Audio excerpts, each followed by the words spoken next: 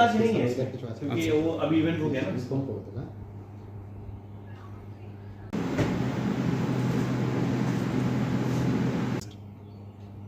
नमस्कार। अभी आज का वेदर के बारे में आज हम अपडेट दे रहे हैं। तो अभी आप सब लोग जानते हैं कि हम काल वैशाखी के सीज़न में हैं, और इस काल वैशाखी के सीज़न में आप सब लोग जानते हैं कि थंडरिंग, बहुत ज़्यादा लाइटनिंग होता है, वर्षा बहुत ज़्यादा विद्युत आ जाता है।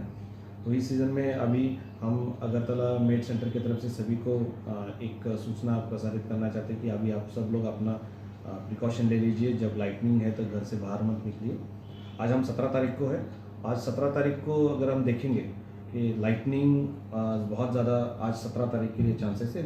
एक दोपहर के बाद लाइटनिंग, आज सुबह देखेंगे तो सुबह भी बहुत ज़्यादा ज़ोर से लाइटनिंग थंडरस्टॉर्म हुआ था, 3 घंटे के लिए हुआ था। वेस्ट डिस्ट्रिक्ट, हुआई डिस्ट्रिक्ट और फिर वो नॉर्थ की तरफ जा रहा था।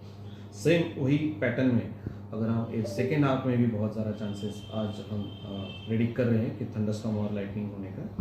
18 तारीख, 19 तारीख, 20, 21, ये चारों दिन, यानी ये कंटिन्यू 17 से लेकर 21 एक पाँचों दिन अगर हम बोलेंगे तो थंडरस्टॉर्म और लाइटनिंग होने का बहुत ज़्यादा चांसेस है।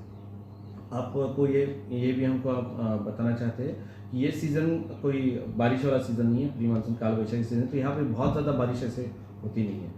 20-30 में वैसा बहुत ज़्यादा बारिश तो नहीं होती, बट थंडरस्टॉर्म जो है, लाइटनिंग, उससे हमको बचना है, उसको हमको मॉनिटरिंग भी करना है।